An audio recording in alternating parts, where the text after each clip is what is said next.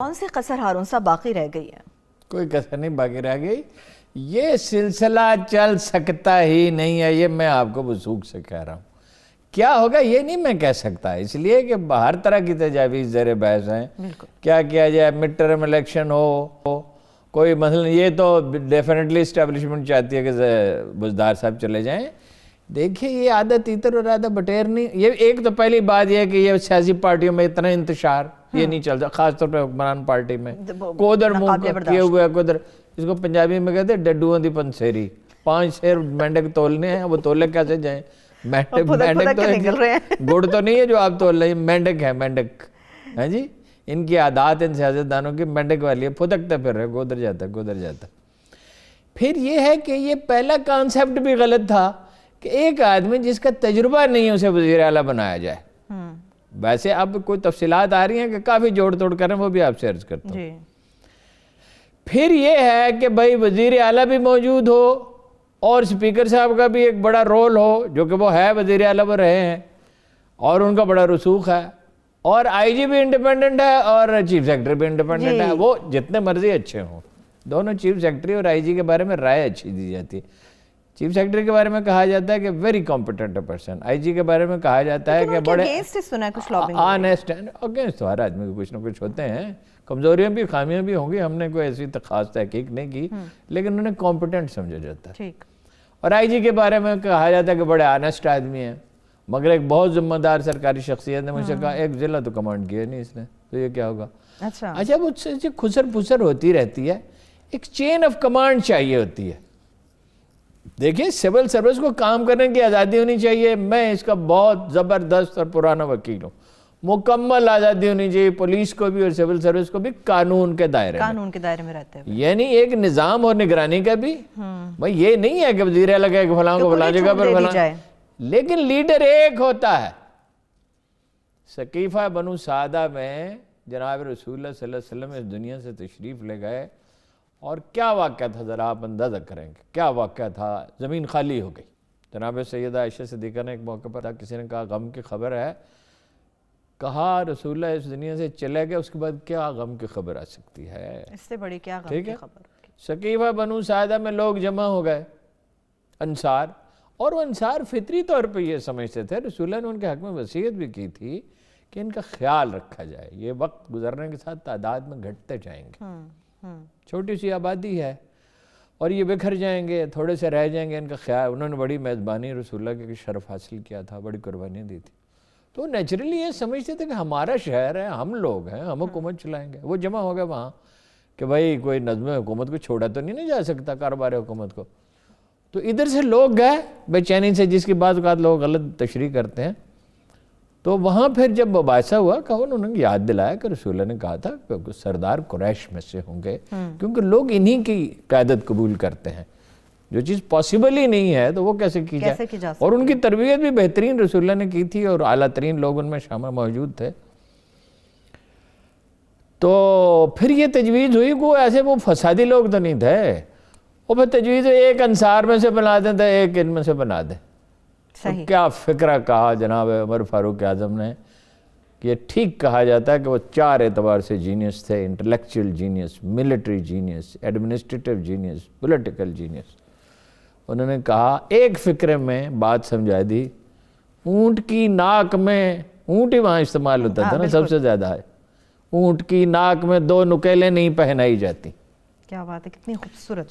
Chain of command ہونی چاہیے، یعنی وزیر اعلیٰ با اختیار ہونا چاہیے. لوگ کے اپنے ذاتی غصے بھی ہیں. 40 سال کے بعد ساؤتھ سے ایک آدمی آیا ہے، ورنہ نواز شریف، شہباز شریف، بھٹو، وہ نقی، جنرل غلام جیلانی، سوائے سوار خان کے 40 برس سے تو یہاں سینٹرل پنجاب کی حکمرانی رہی ہے. بالکل. تو یہ بھی ہیں. اب انہوں نے ایک گروپ بھی بنا لیا. اچھا گروپ کی میں بات کروں گی، لیکن آپ نے ہارون صاحب اس سے پہلے عثمان بزدار صاحب کو لگانے کی وجہ کی بات کی. جو خان صاحب کی سٹیٹمنٹس آئی جا رہی ہیں، جس کے اوپر کہا جا رہا ہے کہ تبصرہ بھی کیا جا سکتا ہے کہ عثمان بزدار کو وزیر اعلیٰ پنجاب لگانے کا مقصد یہ تھا، ایک تو شاید خان صاحب کو ان سے زیادہ ایماندار کوئی آدمی نہ ملتا، دوسرا یہ تھا اگر وہ پارٹی سے کوئی بندہ لے کر آتے تو پارٹی کے اندر بھی گروپنگ ہو جاتی، شاید یہ وجوہات. نہیں ایسی بات، میری بات ہوئی ہے جس کمیٹی میں یہ فیصلہ ہوا ان سے میری بات ہوئی تھی. میں نے تو بعد میں رابطہ منقطع کیا، اور اس کی دوسری وجوہات میں سے یہ بھی ہے کہ ایک آزاد اخبار نویس کو زیادہ حکومت کے ساتھ اتنا گہرا رابطہ نہیں رہا. میرا تو رابطہ تھا، سب لوگ جانتے ہیں، مجھے مشورہ کیا جاتا تھا، لوگ بھول گئے. ٹھیک ہے، میں تو خود نہیں چاہتا کہ اب زیادہ چیزوں میں وہ دخل دوں. انہوں نے کہا ہم نے یہ فیصلہ کیا. وہ آپ کی ایمانداری والی بات پہ تو صرف ایک کہکا ہی لگایا جا سکتا ہے. ایسا ایماندار آدمی جیسا کوئی تھا ہی نہیں ہے. وہ ہر گلی میں ایماندار لوگ ہوتے ہیں. یہ ایمانداری ہے کہ آج کل ایک ایسی عجیب و غریب بات، عمران خان ایماندار آدمی ہے، 40,000 برس میں پہلا ایماندار انسان پیدا ہوا. ایسا نہیں ہے. وہ نواز شریف کے کمپیریزن میں ٹھیک کہتے ہیں، یا زرداری کے کمپیریزن میں، یا شہباز شریف کے کمپیریزن میں تو ٹھیک ہے. مگر ایمانداری سے ہم باورچی نہیں رکھتے، ڈرائیور نہیں رکھتے، وزیر اعظم تو رہا ہے ایک طرف، اسے کام بھی تو آنا چاہیے نا. ہم تو پالیسیوں پہ تنقید کرتے ہیں نا کہ پالیسیاں ٹھیک نہیں ہیں. یہ تو کوئی چیلنج نہیں کرتا کہ وہ اس نے پیسے بنائے. کبھی جب شوکت خانہ میں خواجہ آصف چیخ رہے تھے تو ہم ہی لوگ دفاع کر رہے تھے کہ یہ نہیں ہو سکتا. وہ شوکت خانہ میں سے پیسے نہیں کھا سکتا، یہ اس کی عادت نہیں ہے، یہ اس کا مزاج ہی نہیں. تو جناب والا گزارش یہ ہے کہ چین آف کمانڈ چاہیے، اس کے بغیر نہیں ہو سکتا، چیزیں کبھی ٹھیک نہیں ہوں گی. ایک نظم اور ترتیب، ایک نظام، ایک سسٹم، ترجیحات، ہزاروں کام نہیں آدمی کر سکتا. کوئی حکمران سینکڑوں بھی نہیں کر سکتا، درجنوں بھی نہیں کر سکتا. 2-4 کام کرنے ہوتے ہیں. انہیں کیا کرنا ہے؟ معیشت کو ڈھپ پہ لانا ہے. جس کی انہیں سمجھ نہیں آ رہی، وہ اپنی جس معاشی ٹیم کی یہ تعریف کرتے ہیں وہ بہت ایوریج لوگ ہیں. جو FBR ہے کہ رشتہ ہوا ناسور ہے، آدھے پیسے کم از کم وہ کھا جاتے ہیں، آدھے. اور اس سے کھانے کا نتیجہ یہ ہے کہ جب وہ کسی سے 2,000 2 لاکھ یا 2 کروڑ پر رشوت لیں گے تو 20-30 کروڑ اس سے 10 گنا زیادہ ضائع ہو جائے گا. اس کو رعایت دیں گے تو کریں گے نا. اس کی اصلاحات وہ نہیں کر رہے. پروڈکشن بڑھی نہیں رہی ہے، کم ہو رہی ہے. زراعت پہ کوئی توجہ ہی نہیں ہے. پولیس اور عدلیہ کی اصلاحات پہ بھی کوئی توجہ نہیں ہے. تو یا تو خان صاحب آئندہ چند مہینوں میں اپنی ترجیحات درست کریں گے یا یہ بساط لپیٹ دی جائے گی. لیکن ایک بات یہ جو خوش فہمی ہے نا کہ شہباز شریف کو لا کے سوچ رہے ہیں لوگ بڑے، اور بات کو یقین میں وزیر اعلیٰ بنا دیا جائے گا تو شہباز شریف کیسے چلے گا؟ اس نے تو انتظامی ڈھانچہ ہی پنجاب کا تباہ کر دیا کہ یہ میری مرضی کے 20-30-50 لوگ ہیں، یہ کام کریں گے، باقی جائیں جہنم میں، اور جو میں کہوں گا وہ حرف آخر ہے. ملک سول اداروں کے ذریعے ترقی کرتے ہیں، ایک آدمی کے بل پر نہیں، ایک آدمی نہیں. یہ خان صاحب کو بھی یہ بات سمجھنی چاہیے. وہ کہتے میں نے یہ کیا، کوئی ڈیووس میں بھی انہوں کو موقع ہاتھ سے جانے نہیں دیا. اپنی اس پہ بھی بات کریں گے، اس کے بھی بات کریں گے. لیکن ہارون صاحب آپ کہہ رہے ہیں اوورال دورہ ان کا اچھا رہا، میں یہ نہیں کہہ رہا کہ دورہ ان کا. چلیے اس دورے میں انہوں نے کاروباری شخصیات سے بھی ملاقات کی ہیں، بڑی امپورٹنٹ قسم کی سٹیٹمنٹس وہاں پر دی ہیں، وہ بھی میں آپ سے پوچھوں گی. لیکن جو آپ کہہ رہے ہیں ترجیحات طے کرنے کے لیے چند مہینے ہیں، کیا وقت ہے خان صاحب کے پاس کہ ترجیحات اب اس وقت پر آ کر اپنی طے کریں؟ دیکھیے جب اللہ تعالیٰ کسی کو مہلت دیتا ہے نا، یہ بڑا بیسک رول ہے. اس کا مطلب یہ ہے کہ وہ مہلت حقیقی ہے، وہ موجود ہے. یہ نہیں ہوتا کہ بھئی یہ ابھی 2-3 مہینے ہیں، اس کے بعد ان کے بساط لپیٹ دے. یہ وقت اللہ دیتا کس لیے کسی کو؟ ہمارے تجزیے میں دنیا کی ہر چیز ہوتی ہے، قدرت کے قوانین نہیں ہوتے، بس اللہ نہیں ہوتا. بھائی ان کو مہلت ملی ہوئی ہے، اس میں وہ اپنی ترجیحات ٹھیک کریں. میں نے پچھلی دفعہ بھی آپ سے عرض کیا تھا، جو لوگ آج کل ان کے زیادہ تر مشیر ہیں، ان سے ہٹ کر کچھ لوگوں سے بات کریں کہ یہ ضروری کرنے کے کام ہے.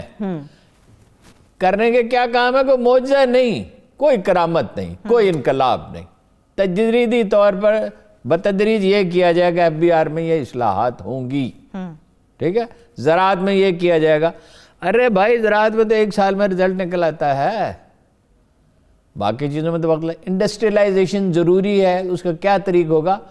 کوئی 150, 200, 300 روپیہ تو سمال انڈسٹری کو دیں آسان شرائط پہ. وہ 2 لاکھ پہ بھی وہاں تو جاب کریٹ ہو جاتی ہے. بڑی انڈسٹری میں تو 5 لاکھ پہ کم از کم جاب کریٹ ہوتی ہے. چلیے میں بریک کی طرف جا رہی ہوں ہارون صاحب. ٹھیک ہے، ابھی بریک کی طرف بڑھ رہے ہیں. جب بریک سے واپس آئیں گے بلوچستان میں جو اختلافات ہیں اس کے اوپر بھی بات ہوگی، اور KPK پنجاب کے اندر تو گروپ بندی ہو رہی ہے جس کے حوالے سے چھوٹی سی بریک سے واپس آئیں گے. ہارون صاحب کا تجزیہ لیں گے. اب ناراض اراکین کو منانے کے لیے کیا حکمت عملی طے کی جائے گی، کیا طریقہ کار ہوگا، اور KPK کے اندر جو اختلافات کی گروہ بندی کی خبریں ہیں اس سے متعلق کیا انیشیٹو لیا جائے گا. اور اسمبلی فلور کے اوپر جس قسم کی زبان اب وزراء استعمال کرنے لگے ہیں، وہ چاہے نون لیگ کے خلاف استعمال کی جا رہی ہو یا پھر تحریک انصاف کے خلاف، اس سے متعلق بھی ڈیٹیل میں بات کریں گے. Stay with us.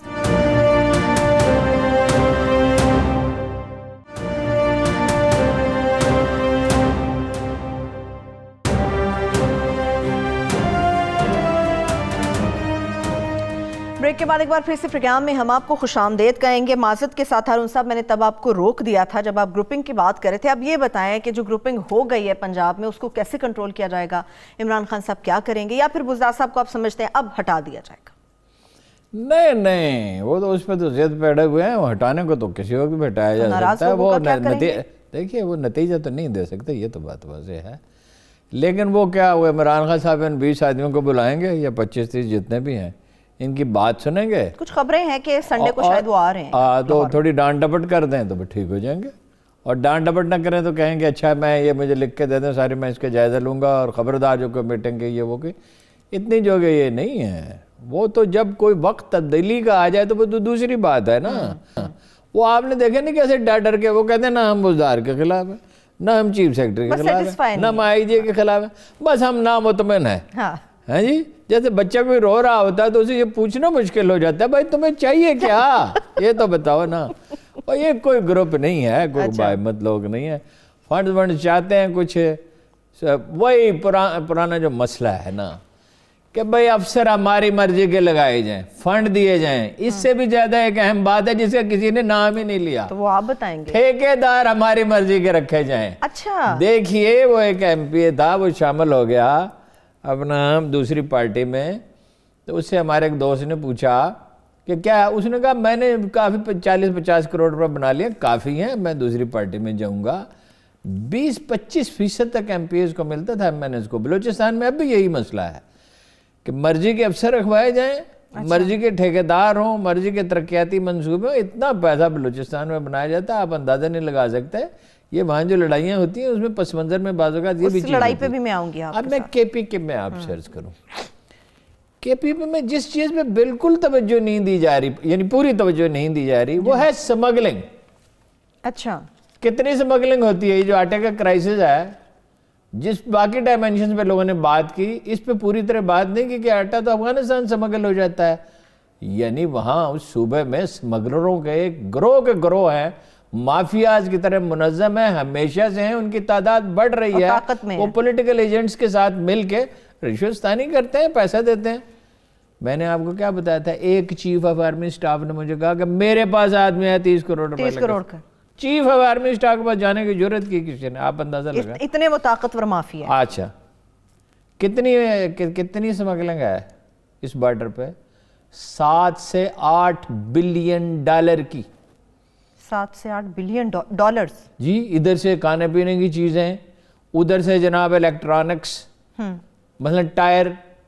اتنی کاریں وہاں نہیں ہیں جس سے 10 گنا زیادہ ٹائر افغانستان امپورٹ. وہ کس لیے کیے جاتے ہیں؟ کالی چائے وہاں پی نہیں جاتی، وہاں کس لیے امپورٹ ہوتی ہے؟ اور یہ پی ٹی ایم جو شور شرابہ کر رہی ہے، اس میں اصل یہ ہے کہ یہ باڑ نہ لگائی جائے. اور اس طرح کی تنظیمیں بنانا کوئی مشکل نہیں ہوتا، چند کروڑ روپے کی ضرورت ہوتی ہے. بھئی باڑ کیوں نہ لگائی جائے؟ ایک فوجی افسر نے بتایا کہ پاڑا چنار کی ہائٹ پہ وہ جگہ اتفاق سے میں نے دیکھی ہوئی ہے، ذرا ڈیفیکلٹ ہے، وہ باڑ لگا رہے تو ادھر سے فائرنگ ہو رہی ہے. بھئی فائرنگ کیوں ہو رہی ہے؟ عجیب بات ہے.